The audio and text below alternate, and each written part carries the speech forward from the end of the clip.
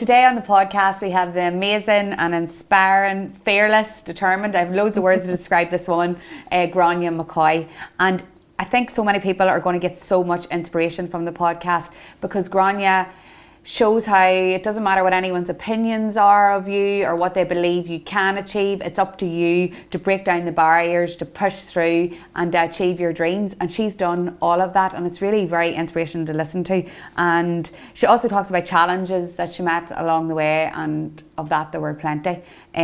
But she didn't let them stop her, and it's actually so entertaining to listen to the podcast too. She's a very funny person, but she tells us all the gossip about Alan Sugar and the Apprentice and how they're still great friends, and he sees her very much as a mentor to his other candidates that are coming forward. So that's really, really interesting to hear.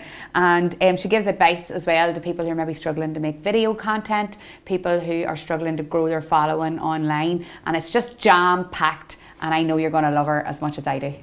This is an exciting new digital world we live in, and I want this podcast to help inspire you on your entrepreneurial journey. It's not easy juggling all the balls in the world of work, and I know that more than anyone. But I invite you to join thousands of our other listeners as we talk about all things money, marketing, hard times and successes. So get ready to be challenged and inspired. This is the Dig Podcast. Thank you so much, Grainne, for coming. Thank you so much for having me. Oh, it's brilliant. I know it's so hard to tie everybody down because you're so busy with everything that's going on. So I really appreciate you being here. And I know I don't think I've done you justice there and everything that you've been through and kind of your story and all. But do you want to tell everybody that's listening just a wee bit about you? And if I got anything wrong there, obviously fill in all the blanks. Oh, whenever I first came in, I was like, my journey is a roller coaster completely. Where do I start? So obviously it touched a little bit that I had Ryan when I was 15, turning 16, and yeah, I didn't tell anyone. I had my first scan at 29 weeks. I'm getting shivers, oh my God. Yeah, 29 weeks, so I was 15, 29 weeks, had my first scan. I had to tell everyone. Obviously, you can't hide it forever, so whenever I told my parents, massive shock. Mm-hmm. Very, very scared, I think, more so them than me. Mm-hmm. But obviously Ryan came along a couple of weeks later, so they had no choice. Yeah, they had to get used to it. Yeah, he was here.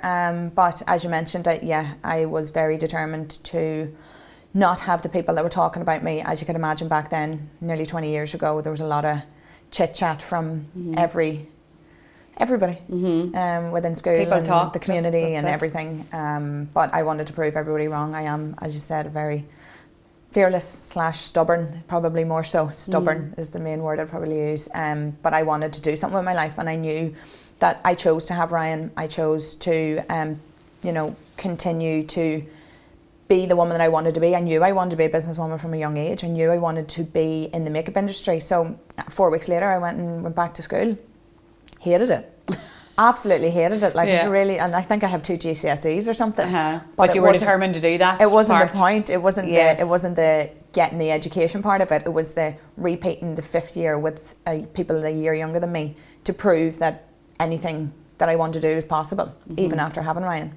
So, but even after school, then I went straight into the makeup industry. I say makeup industry. I was a number 7 consultant, but the makeup side of my life has been there for a very long time. My grandmother was a makeup artist. Oh. So she used to take me to, it was like Avon, or is it Lady, she keeps telling me, is it the name? Lady K or something, years ago. Right. And she would take me to her friends, and she would do, like the little Avon parties. Parties, yeah. So there's me, the little 6-year-old running around, wee tomboy, mind you, but loved makeup.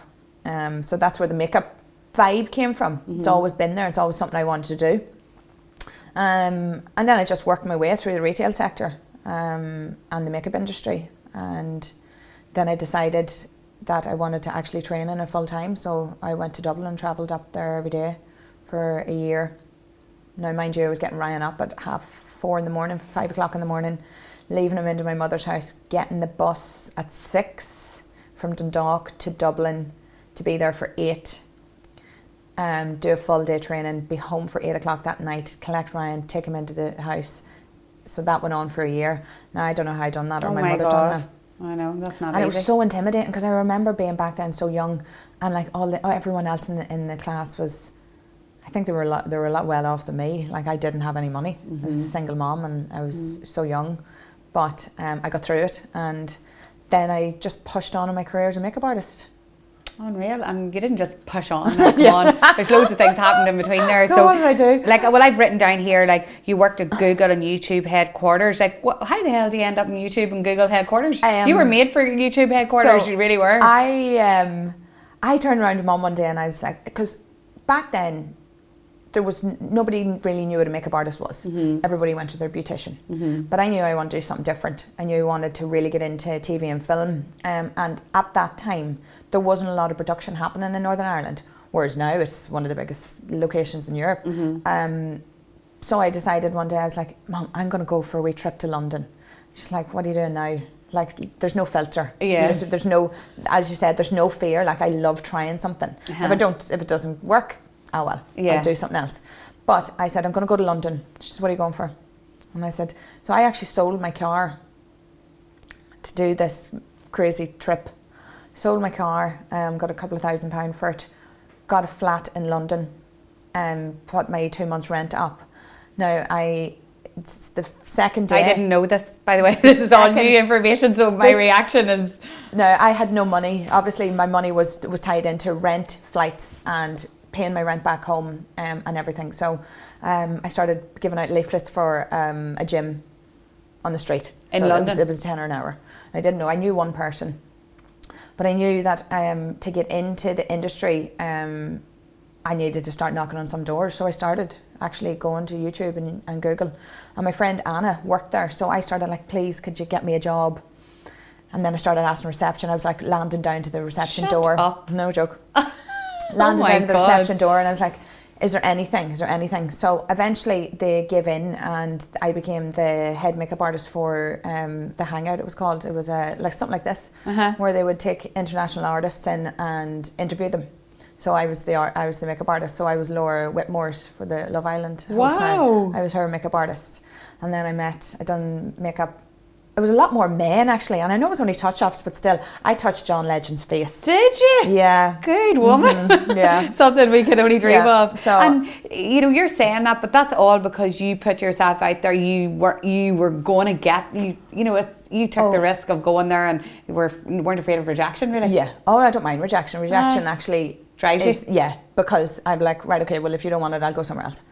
But during this time, I was also doing 2 days in London, flying over, having 2 days in Ireland with Ryan, flying back. So I wasn't making any money. There was no money there. It was all building my experience and my confidence in the industry that I know that I wanted to be part of. So Google and everything was great. And then I knew that the Trish McEvoy thing, I wanted to, she was such an inspiration for me because she's such an empowering woman.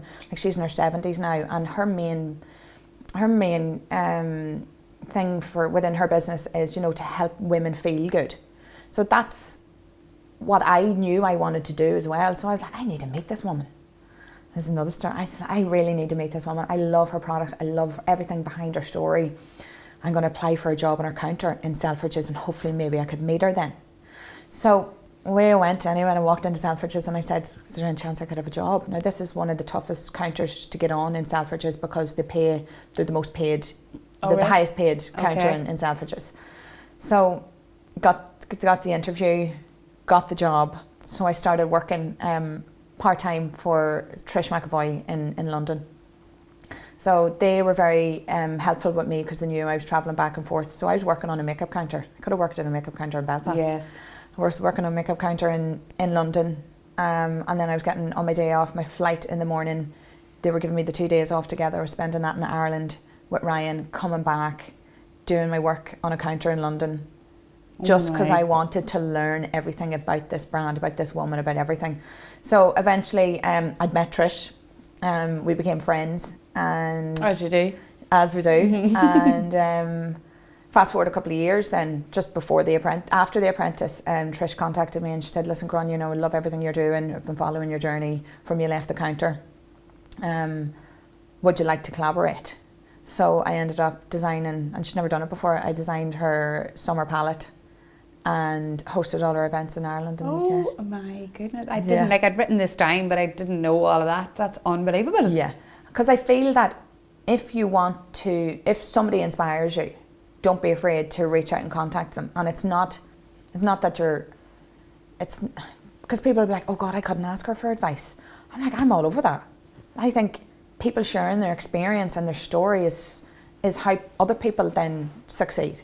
I know, but I think actually here, us in this country too, are always fearful of, they'll, think I'm foolish, or why would they want to speak to me? But you're not the first person that I've spoken to that have said, just go for it. Like, what have you got to lose? Yeah. Look what happened to you. So the Trish thing's a massive example of somebody that inspired me, somebody that I looked up to, but I thought, like, there was a plan behind it. How can I meet this woman? Yeah, like you didn't just, in fairness, reach out to her. You made your way. I made my way. Like I went to the interview, worked on the counter, done her events, then became friends with her, and then. Unreal. So that's deadly. That was one of them stories. That's my London story. That is some story. And then, like, I've written here, like, what challenges did you meet in those early days of trying to find your niche? Like, was there anything that, obviously a challenge was travelling back and forth and stuff, but did you come across anything else that challenged you during that time? Or I think being away from Ryan, and I got a lot of backlash from close friends actually, who are now not close friends, because they would say that I'm a bad mother. Yes. Well, how can you leave your son? And I knew in the back of my head and my heart that what I was doing was actually going to for him in the long run, because he is now he looks up to what I'd done, whereas that was probably my biggest challenge, overcoming my self-doubt in my head. Oh, Jesus, am I a bad mother? Am I doing the right thing doing this? Am I spending too much time away from him? Because I didn't have any money. I was using my money for rent. I was 2 houses, a house and a flat, and travel. That was it. And I was lucky to have my mother, because she gave me a lot of help financially for Ryan as I was doing, because that was a solid year. I was in London, back and forth. Yeah. So I think that foundations, didn't it? I think that was the biggest challenge, and probably the food consumption, because I had no money to eat. I literally was so thin, and too, like, I was I lived on like Sainsbury's meal deals. I had no money. I literally, and people are like, oh, there's loads of money. There's not. I know. There's not. When you're trying to juggle and doing a lot of free work as well, because obviously to get into an industry like that, you have to do a lot. You have to say, yeah, do you know what? I will do that for free. I will gain that experience. And would you say to people who are listening now in that industry, like specifically, would you still say that's the kind of... I don't think people will do anything for nothing. I know, even young ones, and it's so bad. You see, that's what I'm thinking. Like, when you listen to how hard you grafted, are people still having to graft that hard? Are they willing to graft that hard? No, I think people are wrapped in bubble wrap. Okay. Do you know? And they need to realise that. Yes. This is what it takes. Especially, like, I remember years ago looking at people on Instagram, bigger makeup artists or influencers, and going, how are they getting all that stuff? And I'm like, what am I going to do? And all this, really intimidated. Like, how am I going to do that? But that wasn't my niche. That wasn't my place. Was TV and film. Yeah. Back then, so doing a lot of stuff and gaining experience is definitely the way to get into a market that you want to get into. Yes. Especially TV and film, because it is competitive. Yes. Yeah. I think a lot of people listening and maybe sit up and listen to that sometimes you do have to put yourself out there and offer your services in your industry. Like, I don't know about every industry, but you're telling me this and I'm thinking, that's probably... And even at that, like, when you go on to, even for instance, onto a set, like, you'll do a million things. If any makeup artists that are here are listening that think they want to get into TV and film, you'll do 16-hour days, and you're a makeup artist. You're first on, you're last off, you're a runner, you're a coffee maker, you're everything. You can't be turning your nose up at the things. It's not, and I think it's within any industry. If you're going into a new job, if you're in one, if they say you're doing that, that one certain thing, no, do everything. Get involved in everything.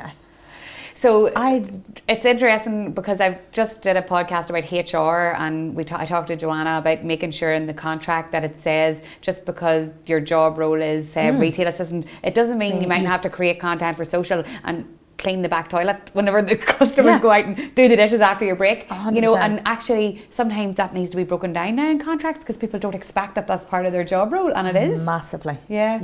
I think that's interesting to know. The Dig podcast is all about educating my listeners, but it's so important to me that it is also a place to gain exposure. Each week, we open up the podcast to brands and business owners to pitch to you guys.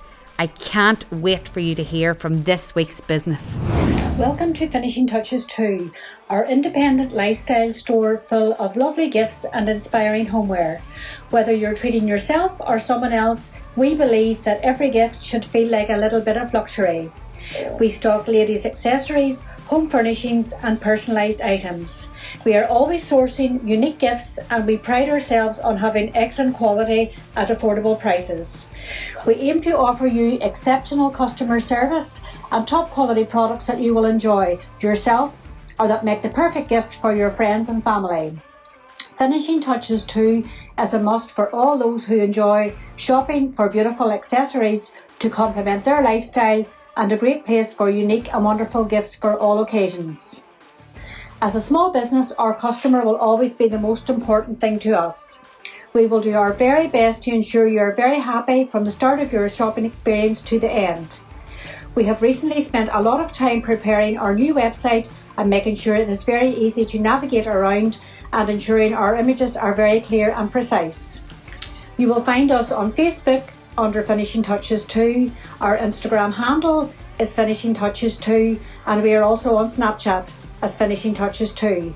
And our website is www.finishingtouches2.co.uk. You mentioned just like casually dropped it into conversation, The Apprentice, but when did that happen and how did that happen and tell us about that? It was Christmas 2015 and I was watching it and there was a hairdresser on it.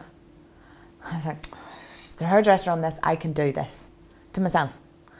And I remember saying it I downloaded the application. I remember sitting in the bed on my own and in the dark in my bedroom downloading the application going, oh God. I'm not the smartest tool in the box, like I was the sharpest tool in the box, whatever, for my grammar and different things. Mm-hmm. So I was like typing this, like I was texting somebody. So God love them reading it, right? I remember saying it to my mom and my sister, and I was like, I'm going to apply for The Apprentice. Now, if two people would have stood and their sides cracked open with laughter because they thought this was the most ridiculous thing they've ever heard, they were like, what do you mean? Where has this idea came from now? And I was like, well, I've seen a hairdresser on it. If a hairdresser can do it, a makeup artist can do it. Yes. And they're like, Ron, you're crazy. It's like, I know, but sure, I'll give it a go. So it took me about 3 or 4 days to write the application. And then I got the first interview.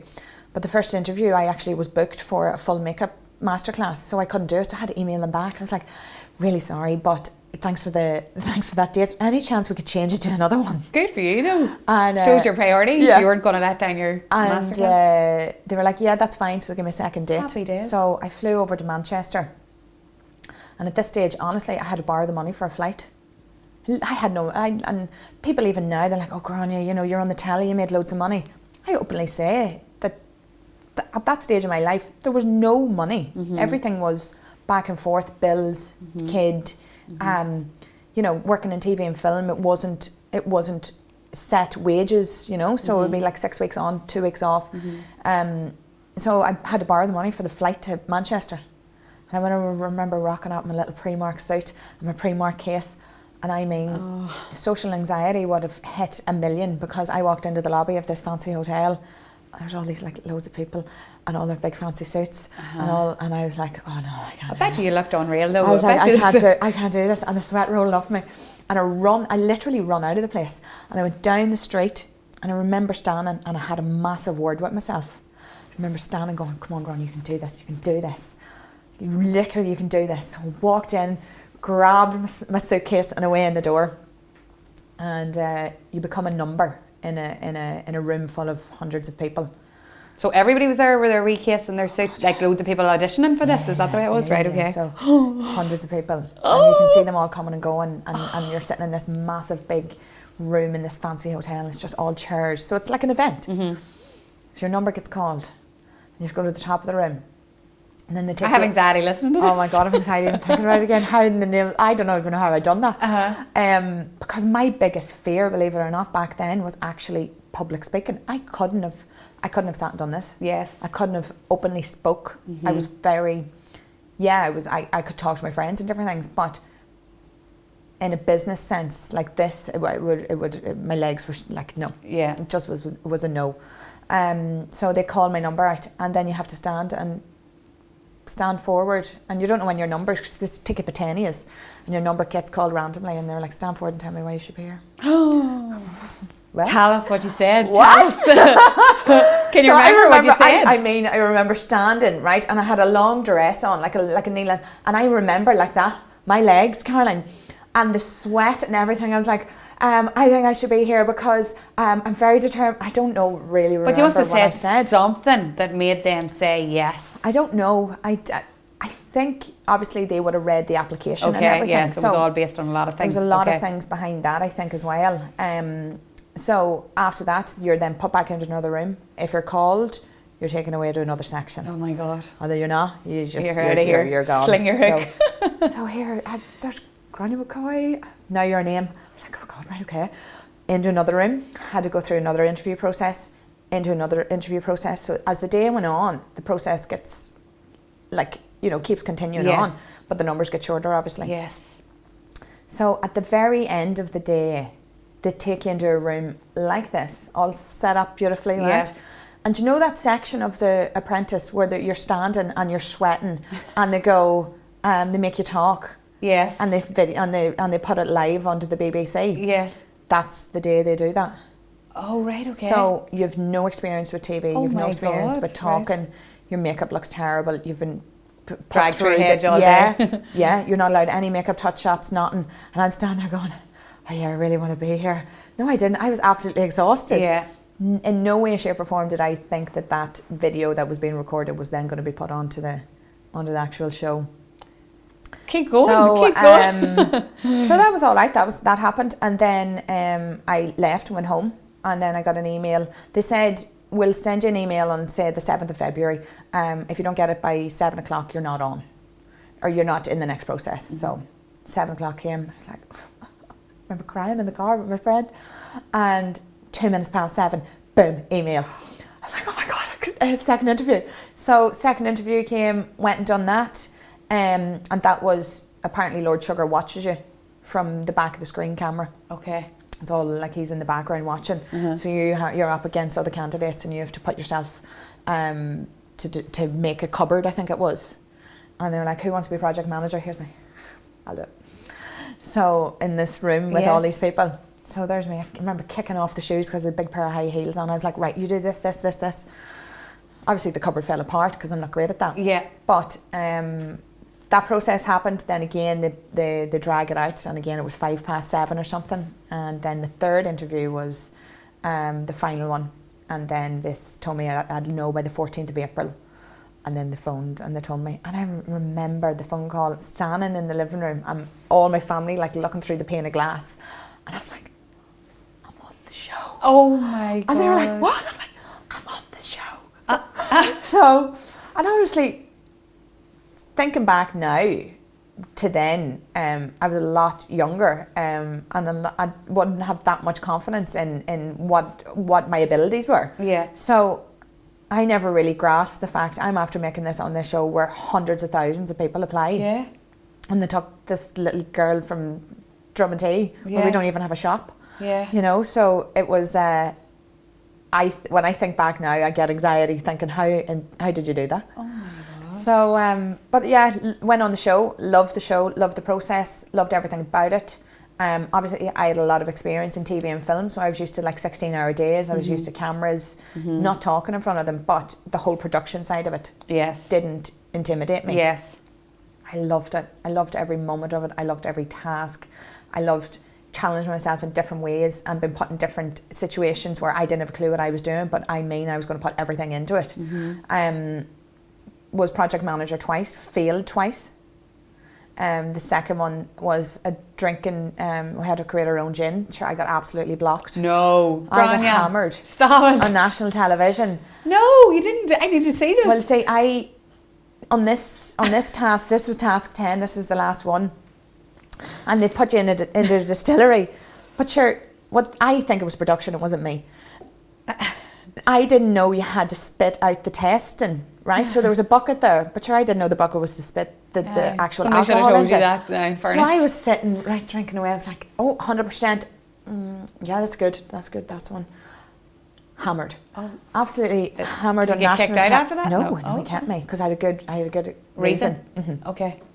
So I'd missed 19 calls from the other team, and I was project manager. So I was that drunk on the Apprentice that I missed the whole everything. I just missed it all. Didn't see the phone. I was too hammered at making cocktails and drinking them. Anyway, so I got into the boardroom. And Laura Sugar was like, the other team were clever enough to spit out the alcohol. Why did you not do that? And I'm like, you've told me, how am I meant to sell something to somebody if I don't know what it tastes like? And he was like, Good enough. Yeah. And he was like, well, that's a very good point. And I was like, no, but seriously, how am I meant to create a product, sell it to Tesco's without tasting it? So I'm sorry that I got drunk, but I needed to taste the product before I had to sell it. Good for you. That's a good So he was answer. like, that's a very good reason, Grainne. So anyway, that was task 10. Right. So obviously, everybody wants to get into the interview process. Right. So I got hammered on task 10, and that's the final task. So it was a hit and miss, I think. But I think they take into consideration everything that you've done prior to that. So Yes. anyway, I got into the final. I got into semi-finals, and went through the interview process. And I think my business plan did make sense anyway. I didn't really know what I knew the elements of it that I wanted. But his thing to me was, you have great ideas, you're just squeezing too much into everything. I want so much so quick. If you would have broke it down into a little bit more segments and then took it in a different way, maybe potentially I could have got through to the final. Personally now, no offence if you're watching, Lord Sugar, I definitely wouldn't have wanted to be business partner with him. Okay. Why? Because obviously this is constructive and all, but Yeah, why? I think, as you said at the start, I'm too fiery. I know what I want within my business, and I think the two of us would clash. Yes. Because I think he suits somebody better that will sit back and say, yes, do this, do that, you're only doing that. Whereas I'd be like, no, that's not going to work. It's not going to work for what's in my head. It's my plan, it's my dream. Yeah. It might be your money, but I'd rather take a seat back, take 3 years to gather the money out myself and then do it myself. So for anybody listening, the reason, obviously Grainne, I'd always want her on the podcast, but she shared something on social a few months ago, and I instantly sent her a message. So she put up a video of Lord Sugar and the whole team. I was offended. I was like, how dare they say that? So that's what sometimes I didn't like about The Apprentice, was they shot people down that you were like, no, what do you know now? Come on, that person could be something someday. Yeah. So they said, Grainne, you're trying to there's no way that you can be a makeup artist, have your own shop, serve customers on the shop floor, and have an online store. Grainne just wants too much. I remember you posting that, and I was thinking, but Grainne is a makeup artist. She has her own shop, she has her online store and her own brand. And then I messaged you straight away. I was like, did they say that about you? And you were like, yeah. So you have achieved everything they said that you couldn't, as in that you were doing too much. Yes. How does that make you feel? Like, that's unreal.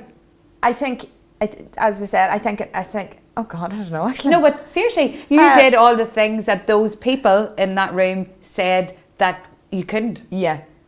That's unreal. And it took me a lot longer, obviously, as I said. It took me 4 years. But this is But it's longevity for me. It's not a short term thing. Whereas I think getting an injection with an investor to pump money in and him taking nearly full reign of it and save it just wasn't going to work for me. And I think he knew that as well. So he was trying to sort of like knock down my business. I don't think he could work with me. That's the I don't whole think thing. he could. I don't think Laura Sugar's that's what fit it for you. was. No.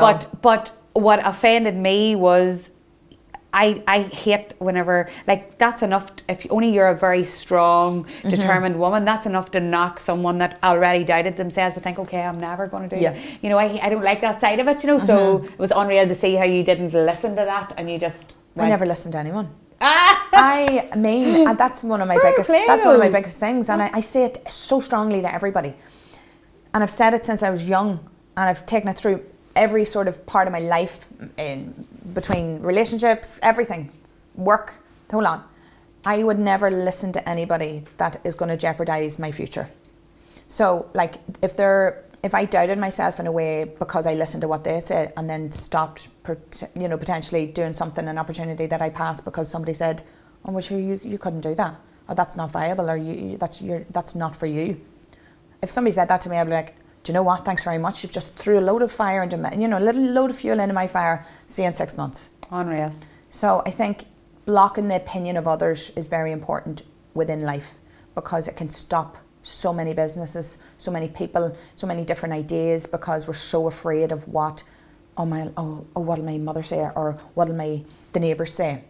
Do you know, if it's something that you're dying to do, if it's a dream of yours, the fear of what other people's opinions is definitely a barrier that people need to stop and literally break down.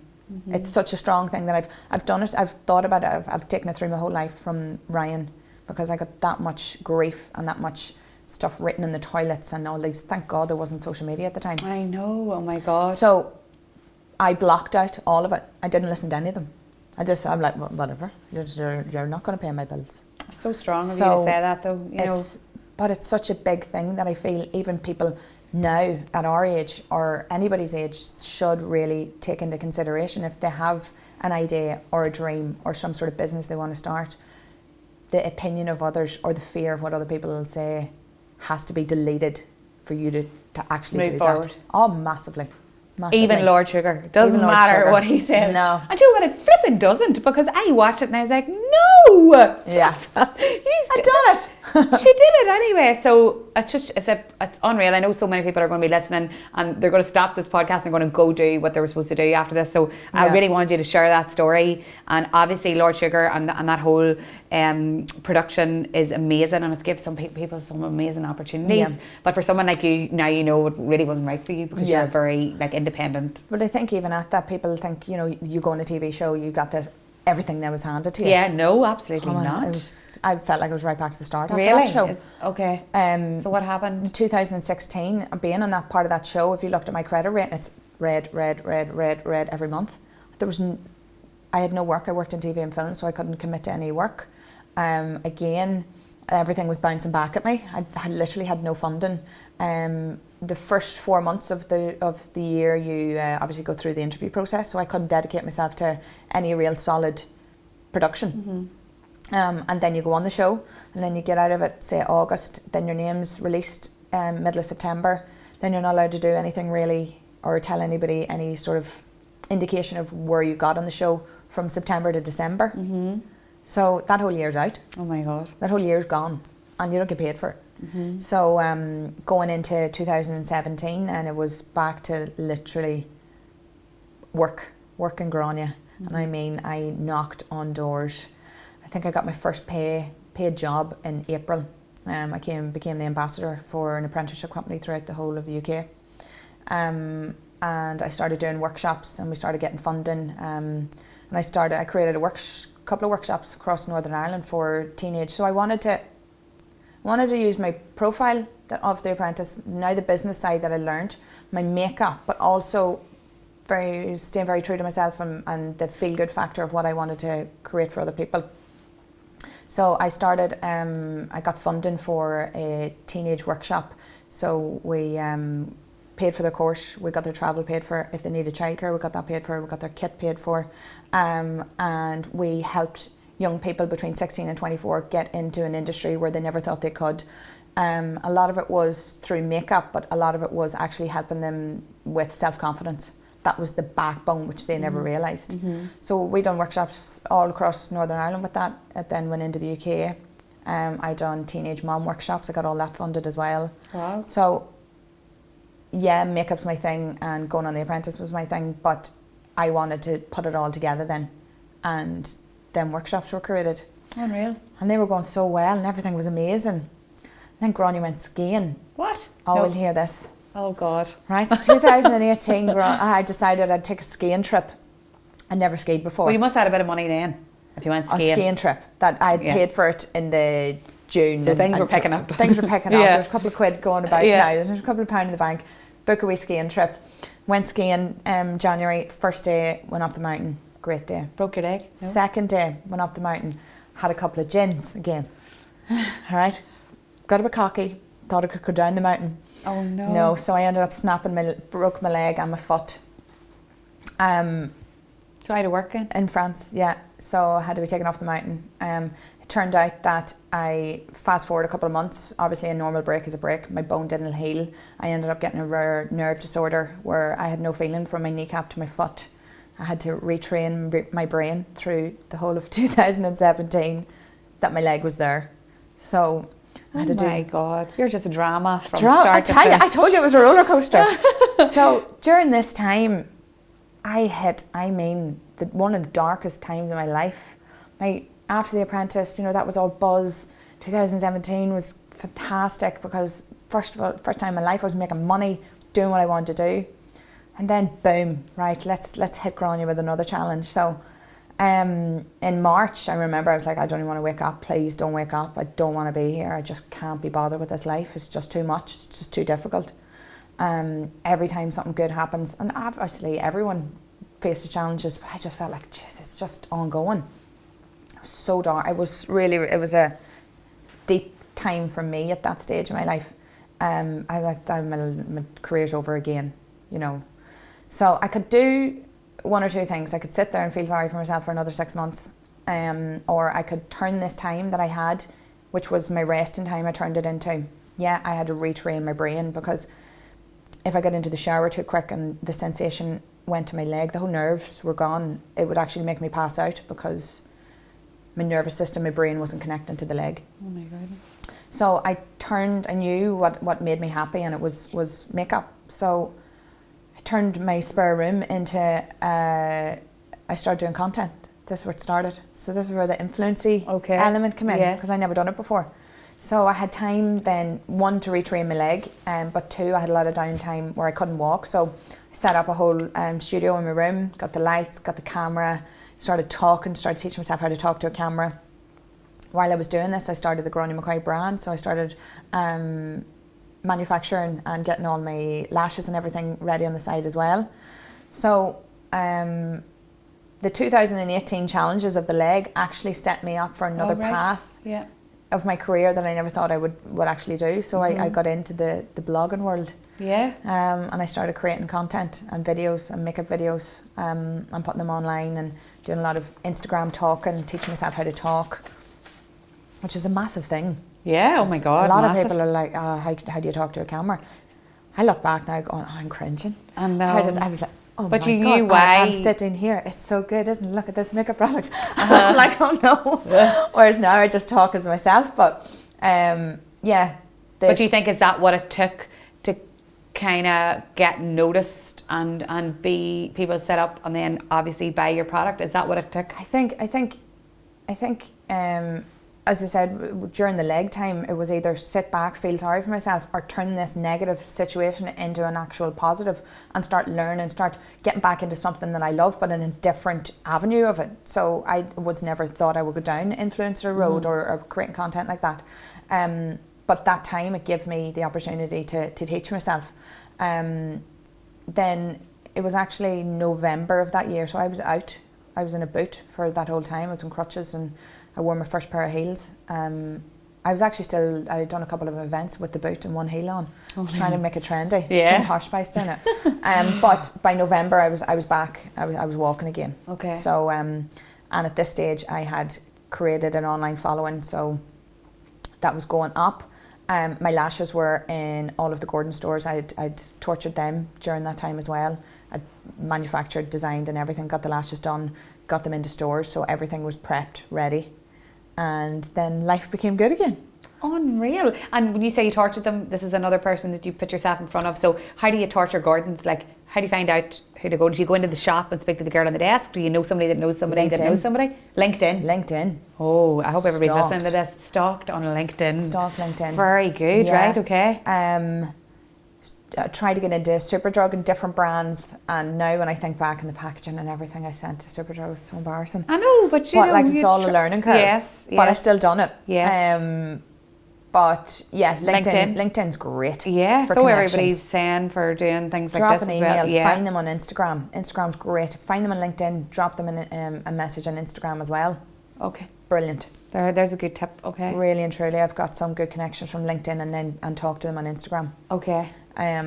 and then they see your profile. So your profile is a good. It's your CV nearly. It is, isn't it? You know, so it's a good stepping stone to make a connection as well. Yeah. Okay, so moving on now to the I've written down here, what advice would you give to people trying to make a name for themselves to get noticed in the industry? But I think we've covered that there, like pushing yourself forward and not taking no for an answer, and perhaps the video content. Do you think that in your industry, is that needed? I think, yeah, massively. It is. And it is challenging, and it's very daunting for a lot of people because they don't like listening to their own voice back. But practice.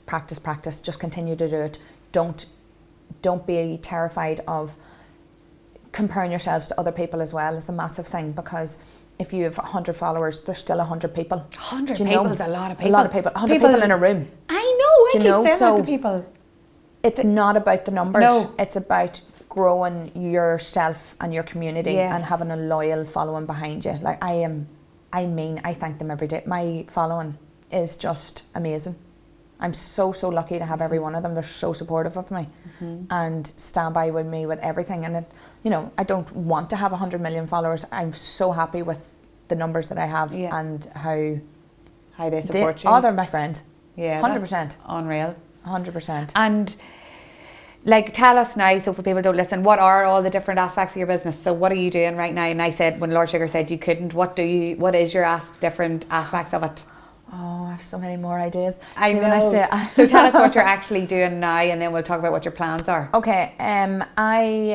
During lockdown, again, obviously everyone's business stopped. Yeah. Mine was then doing events and makeup workshops throughout Northern Ireland again, and that all stopped. And then last March, I was like, I got so bored, and my brain doesn't settle very well. Like it just continues to go very, very fast.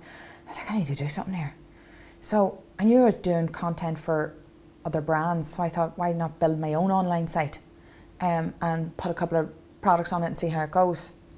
Within 3 months, because of the absolutely fantastic people that follow me, there was no marketing in it whatsoever. The following that I had supported me and backed me and bought of me, that I actually had the finances to open my own retail store. That's amazing. I've goosebumps talking about it. And there's no marketing team, there was no nothing, there was just literally